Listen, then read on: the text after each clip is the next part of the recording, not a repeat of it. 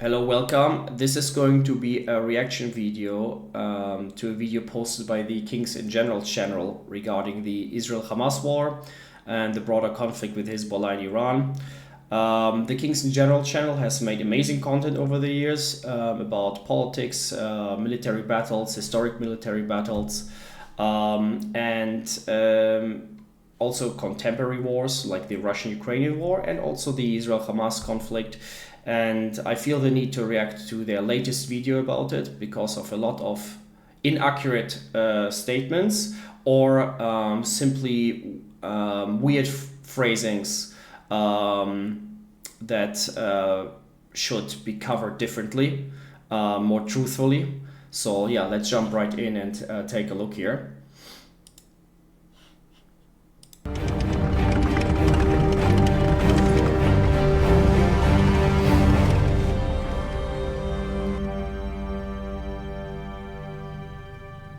Since the October 7th massacre by Hamas and Israel's brutal response, the Middle East once again entered a period of violence and I have to stop here real quick. Israel's brutal response, really? Yes, there were the October 7 massacres, and then Israel acted in a war of self-defense.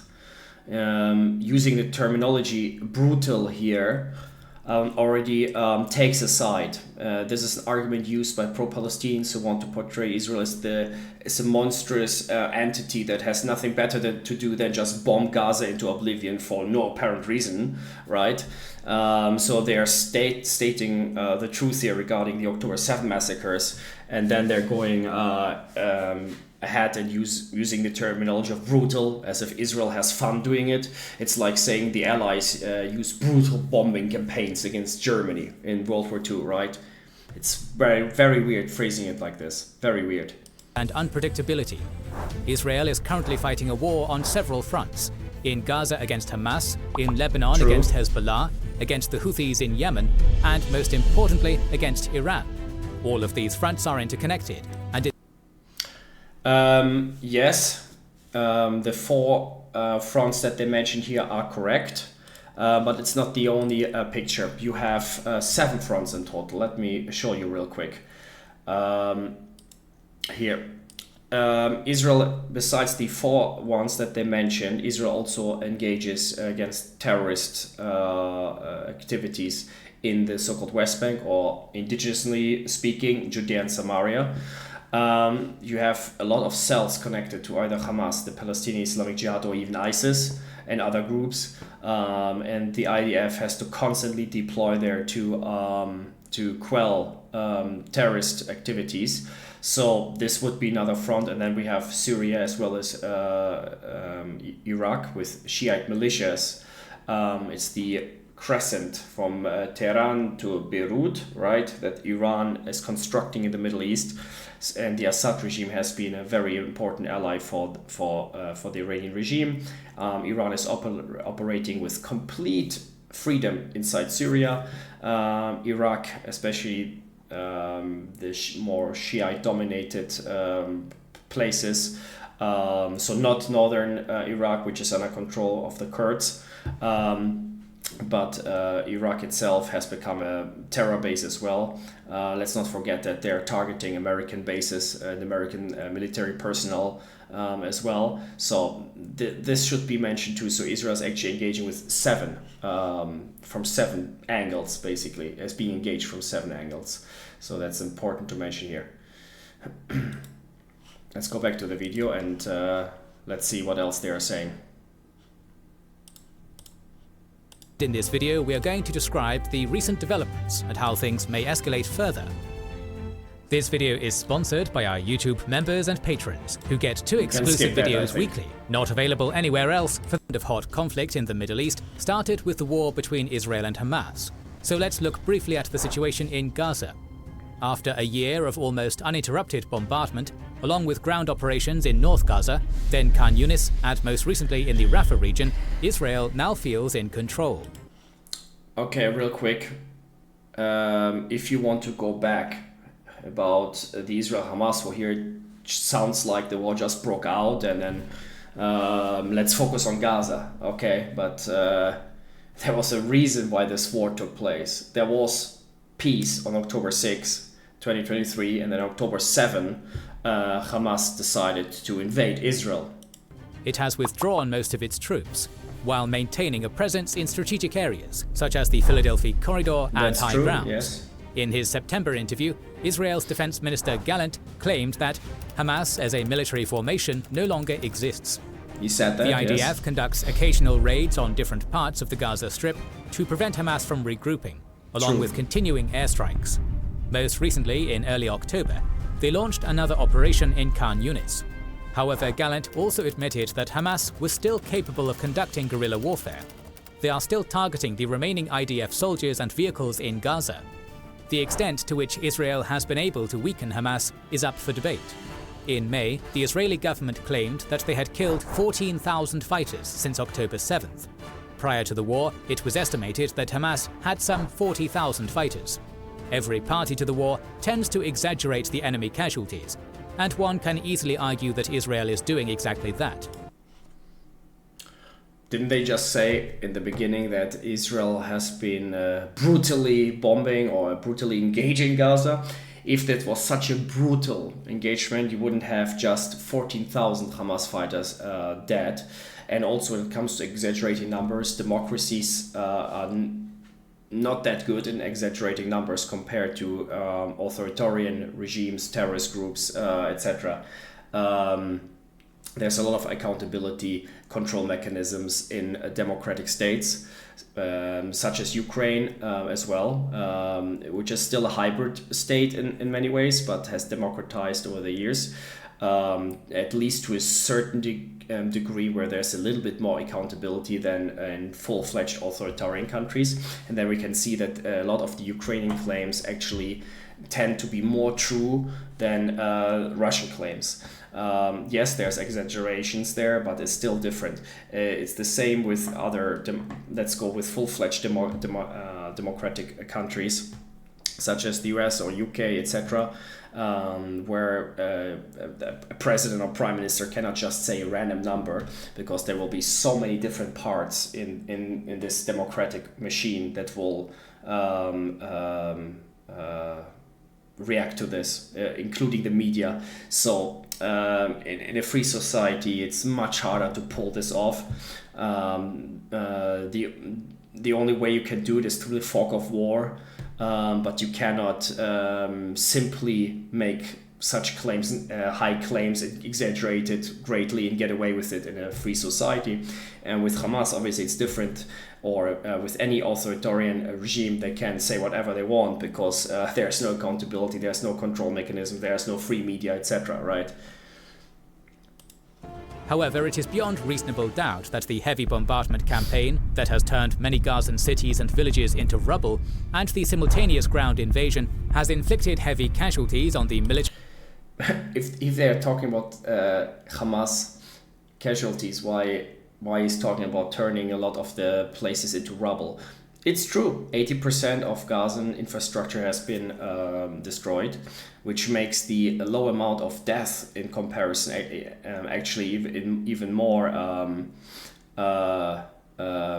astonishing from a military perspective, because it shows that Israel has gone to great lengths to minimize civilian death. But we will get to that probably later on. Let's see what else they're saying. Military infrastructure of Hamas. Many This is Hamas true. A lot commanders of have Hamas been killed in this infrastructure war, has been and heavily Israel has damaged. even claimed the killing of the commander of the organization's military wing, the elusive Mohammed Deif. Hamas has strongly denied this claim. Yes, Deif was reported to be killed in July. Then there was another report about it in August, I believe. Hamas can deny all they want. Would you believe Hamas or Israel? There's this trend among Western naive people to take claims of a terror organization over that of a democratic society such as Israel. But nonetheless, if we ignore this fact, Haniyeh is dead, everybody knows this. Hezbollah leader Nasrallah is dead, everybody knows this. Sinwar, the successor of all of Hamas and the mastermind of October 7, he is also being killed by the IDF. So why would Dave also not be dead if the IDF confirmed that already? It's simply Hamas doesn't want to take this blow. They couldn't avoid the news about Sinwar because Israel got physically to the body of Sinwar, did the DNA testing, and showed the world we got him. So about Dave, they of course they want to. They don't want Israel to have this win, right? So yeah, that's what Hamas, that's what terrorists are doing. They're trying to deceive and to manipulate. It's a very common strategy that we can find with Al-Qaeda, with the Taliban, Nusra, like ISIS. It's very common. It's nothing new. Hamas is completely the same like all of the others as well. In May, Israel also admitted killing 16,000 civilians in Gaza. Overall, yes, the Hamas-run Gazan authorities have put the total number of casualties above 41,000, without distinguishing between combatants and civilians. It's good they're saying this without distinguishing between combatants and civilians, because Hamas, when they're fighting the IDF in the Gazan streets, they're not wearing uniforms like you see in their propaganda videos. They're wearing completely civilian clothing, shirts, t-shirts, jeans, regular, which is a war crime by itself, by the way. So yeah, even if we take the Hamas number of 41,000 and Israel's claim of how many terrorists have been killed, it pretty much puts it 1-to-1 in a setting where we will see more numbers probably later on. But only 41,000 is astonishing. It comes from yes, the loss of human life is of innocent human life is tragic, but we have to look at it from a bigger picture. Okay, war is war. War is never clean. Okay, so we have to look at intent, and we have to look at the actual results on the ground. And yeah, let's see what else they're saying here. But even if the low estimate of civilian deaths suggested by Israel is true, it just shows the level of destruction and devastation brought upon Gaza by the Israeli offensive. They're saying even if we take the Israeli numbers, which show low casualties, it shows the immense destruction.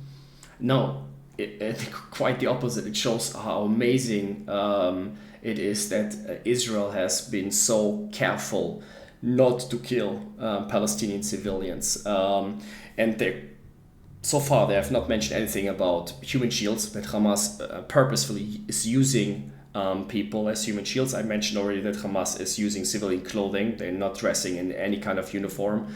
So they're committing crime after crime after crime, all designed to maximize civilian death among themselves, because then the world, as does the video, can claim, oh, look how brutal this is, oh, look what happened.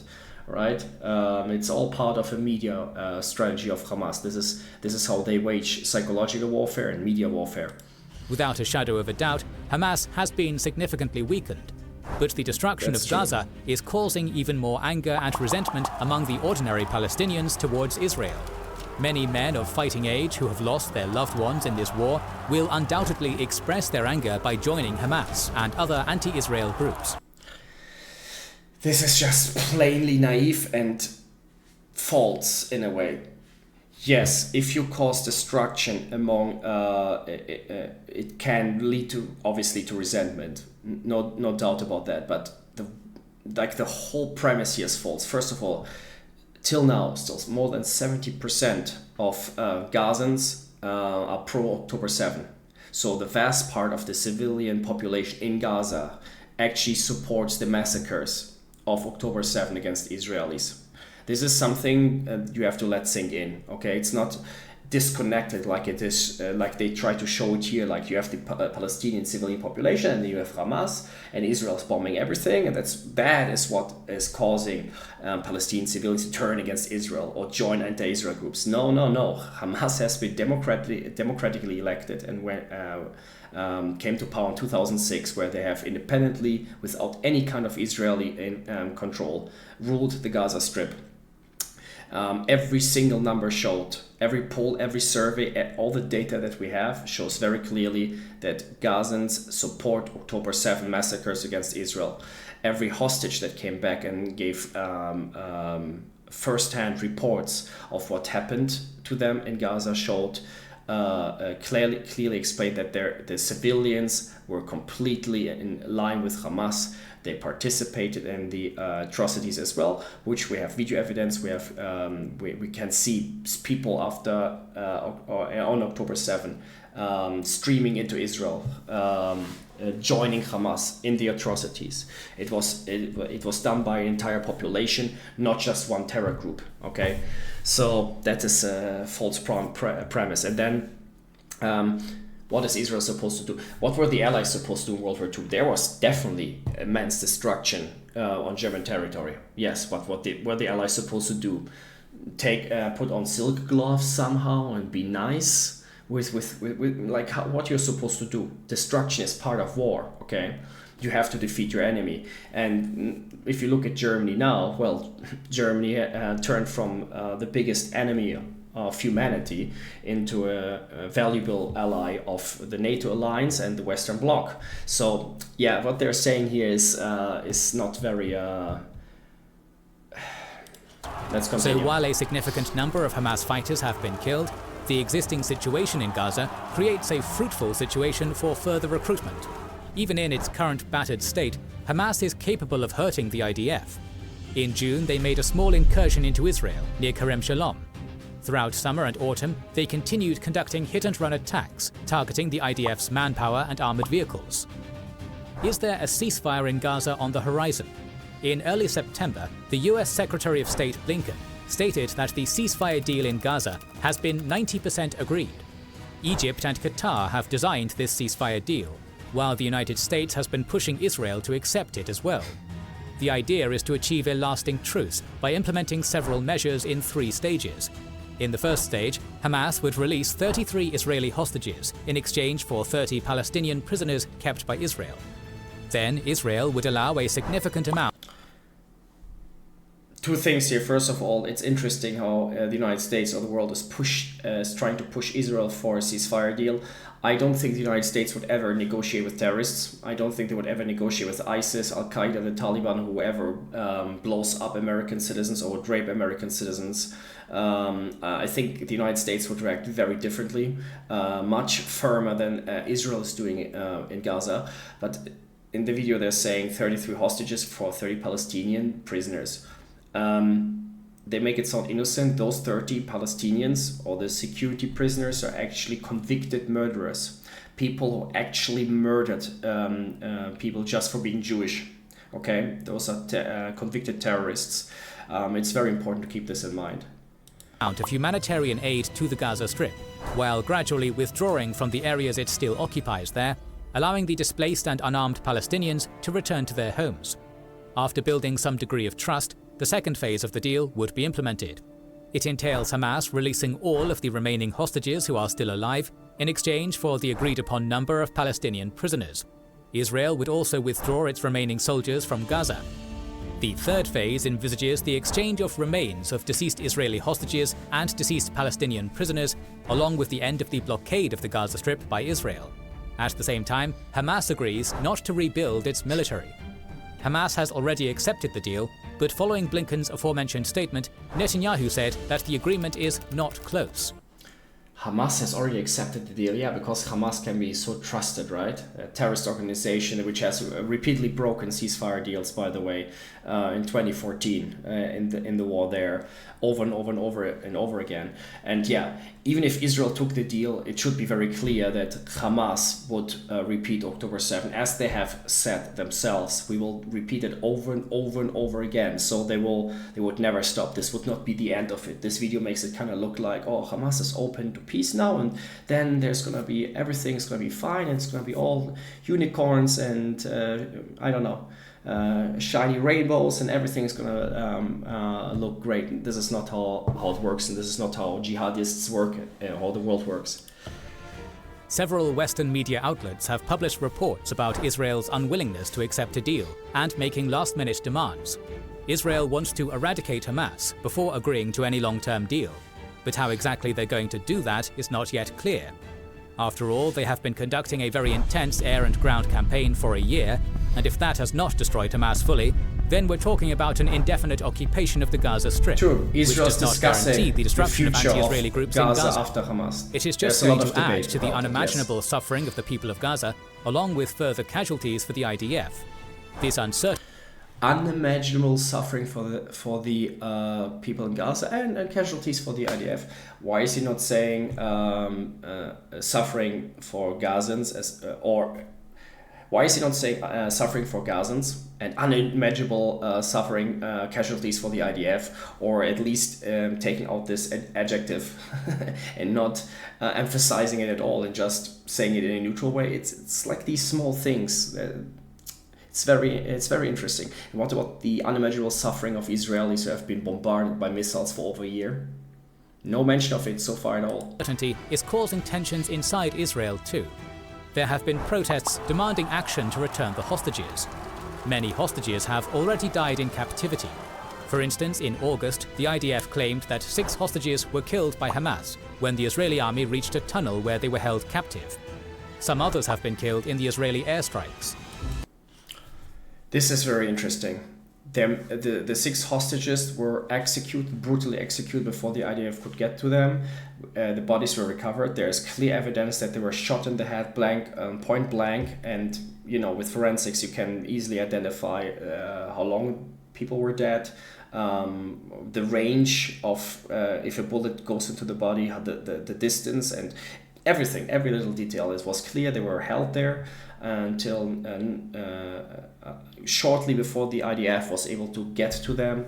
They were executed, and also the now deceased Hamas leader Sinwar. We found Israel found DNA close to the hostages, so he used those ones as human shields as well. This has all been confirmed. Why they're making it an IDF claim, as if this is nothing set in stone, is beyond me. Everybody can find this online. It's not hard to fact check this. And several hostages killed in airstrikes. Who says who? Like a Hamas claim? Why is there not the brackets for the claim? And yeah, sure, there might have been hostages killed by airstrikes as well as friendly fire, right?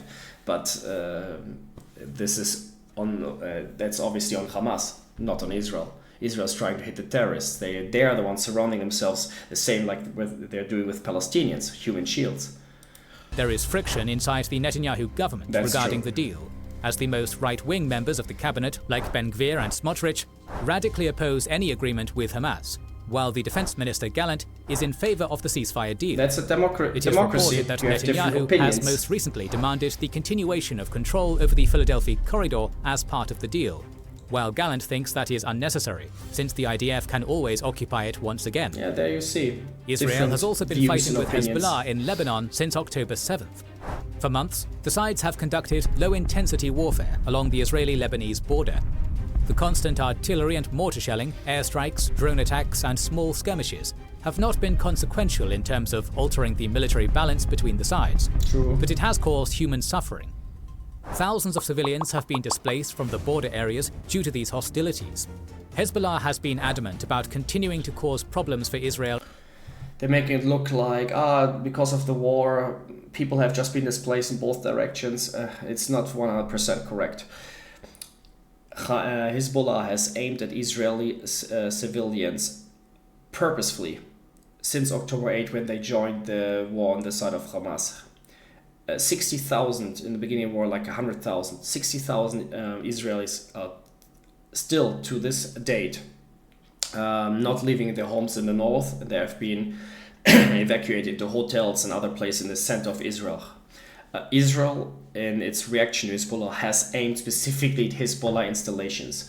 It's only more recently that Lebanese civilians have more on a larger scale escaped southern Lebanon, especially after the ground operation started in October against Hezbollah. So yeah, there's a war, and then both sides know. You have to explain who's targeting who first. This is a very important aspect. in the north, while the war in Gaza still goes on, while Israel has been keen to create conditions for the return of their population to the Hezbollah-targeted areas as soon as possible. On September 16th, the Israeli government officially stated that the return of the residents of the north to their homes became one of their war goals. True. On the following day, we saw one of the most ingenious intelligence operations in history. Pages of thousands of Hezbollah members exploded, killing at least 12 people and wounding thousands. On September 18th, an absolutely ingenious operation indeed. Like this set new this set a new precedence for cyber warfare as well. Absolutely amazing. Targeting Hezbollah terrorists specifically.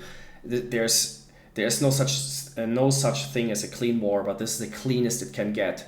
The lowest amount of civilian casualties possible and maximizing casualties among the actual enemy combatants. So yeah, that was a brilliant operation from a military perspective and from a humanitarian perspective as well. The same thing happened to Hezbollah walkie-talkies and other electronic appliances, according to various social media posts and media reports. The same reports claim that many middle-level Hezbollah operatives and commanders were killed and injured in this attack. Apparently, the Israeli intelligence agency, Mossad, managed to sell pagers and walkie-talkies equipped with large batteries, which concealed small explosives to Hezbollah through a third party years ago. These explosives were activated via text messages or remotely. And this was not even the most shocking news for Hezbollah in September. Following the pager attacks, Israel continued telegraphing its intention to dismantle Hezbollah while picking up the pace of airstrikes in Lebanon. The most devastating one for Hezbollah was launched on September 27th, when several residential buildings in Beirut were targeted. This strike killed the longtime leader of Hezbollah, Hassan Nasrallah, along with several other leaders of the organization and a general of Iran's Islamic Revolutionary Guard Corps. These attacks were a significant blow to the political leadership of Hezbollah, along with its military command and control structure. However, one should not forget that in terms of its military organization, Hezbollah is fairly decentralized, which means that in theory, they were prepared to withstand this sort of damaging operation to some extent. To what extent this can actually happen will become clear very soon. In any case, these attacks set the stage for another ground offensive by Israel on Lebanon. On October 1st, the IDF started its ground assault. It is still too early in this ground assault to make any definitive conclusions, but the war so far has resembled the 2006 war. Most of the fighting has been going on along the border. There have been reports of battles in and around Odessa, Kfar Kela, Ait al-Shab, Misel Jabal and Maroun el-Ras. We have not seen any news of the confirmed occupation of major towns and cities in South Lebanon yet, as Hezbollah continues to actively resist the IDF. For instance, on October 2nd, they ambushed and killed at least 6 soldiers of the elite Egos Commando unit of the Israeli army. Another similarity is the relatively small force deployed by the IDF in the ground assault so far. We have seen reports of special units like Egos in action, along with elements of the 36th Division, including the Golani Brigade. Whether that will be enough to achieve the presumed goal of pushing Hezbollah north of the Litani River is not clear. It did not in 2006. The IDF ground assault is also supported by regular airstrikes in South Lebanon, in and around Beirut, and on the border with Syria. Again, just like in the 2006 war, the Israeli airstrikes have not been able to stop Hezbollah from launching rocket attacks on North Israel. However, the start of the ground assault it just shows the extent of the terrorist infrastructure in Lebanon as well as Gaza. Like being bombarded by one of the most sophisticated air forces on the planet, the Israeli Air Force, and still being able to target civilian areas inside Israel shows how deep this whole infrastructure goes. On Lebanon has not been the most important news from the Middle East. The recent escalation between Israel and Iran, which has rather destructive potential, is the most important story in the world these days.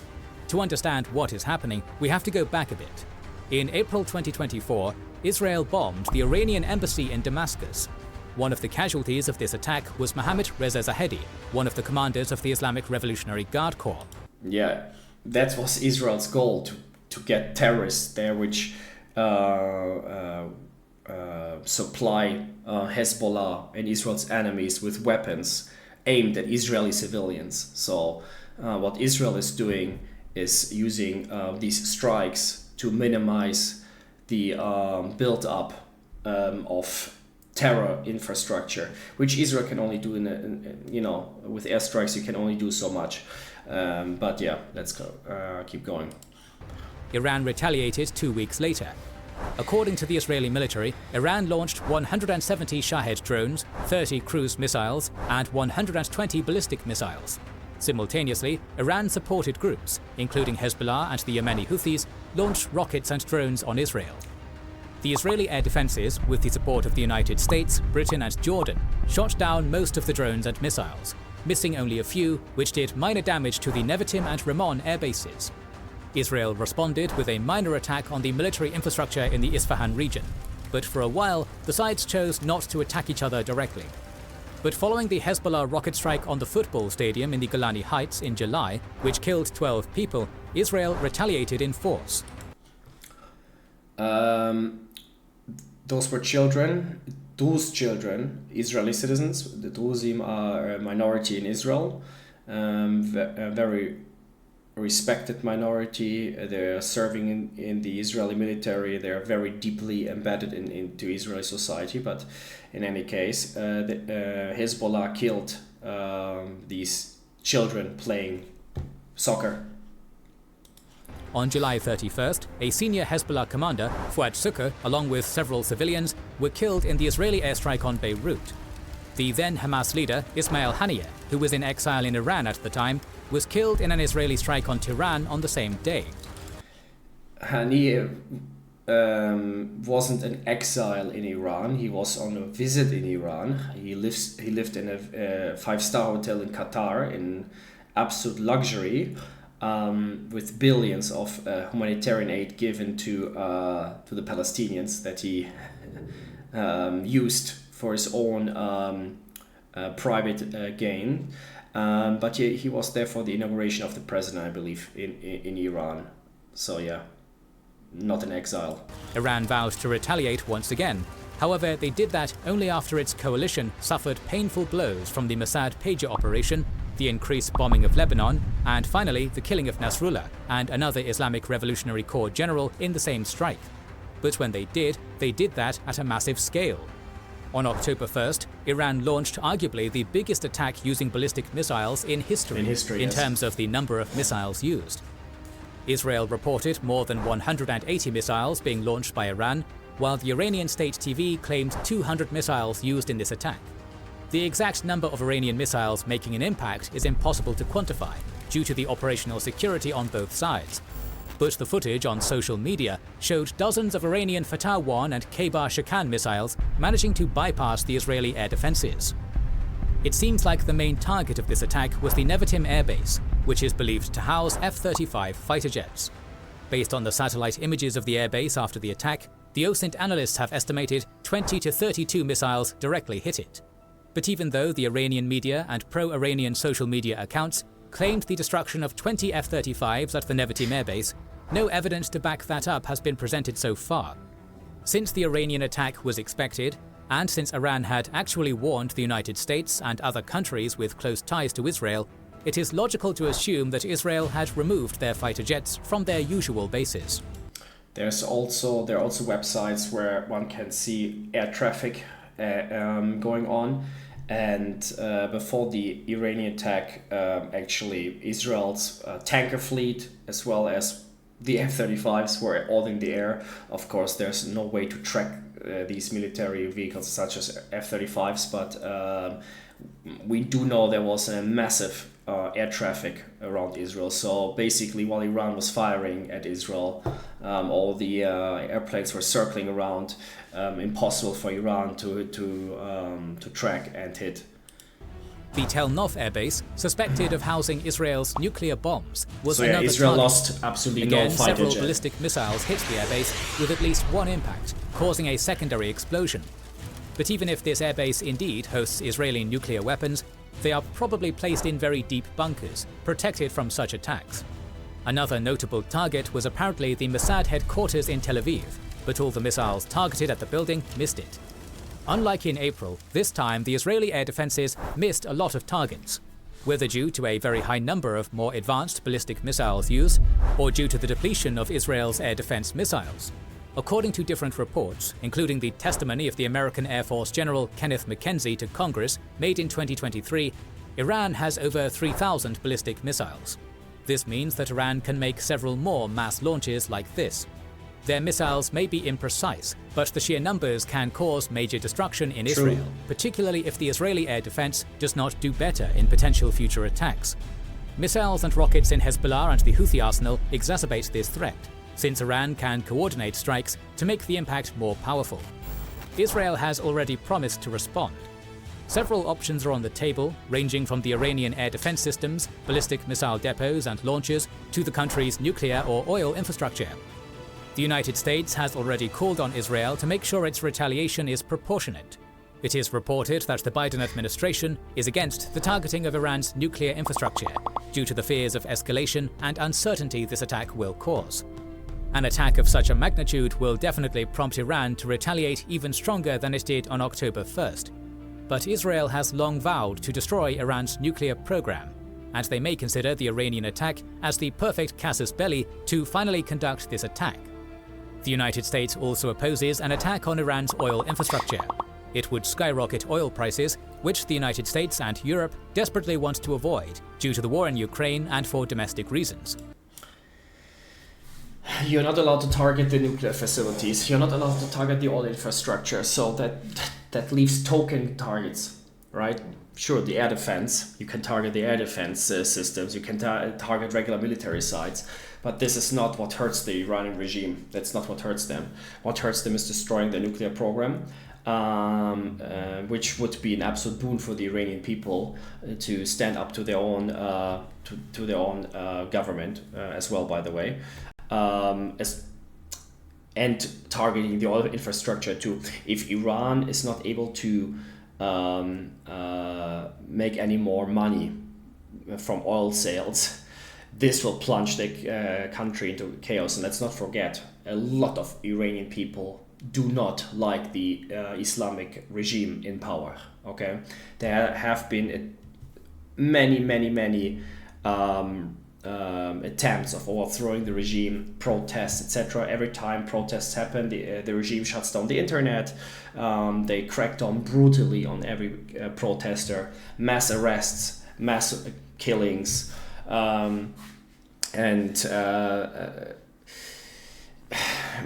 what the United States government, the Biden administration is doing is tying Israel's hands to fight a vicious genocidal regime, which dreams of genocide of Jews. But again, Israel is the small Satan, America is the big Satan, according to Iran.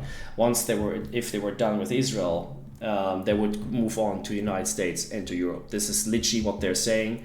So yeah, the United States government or the Biden administration is making fatal mistakes here with their approach.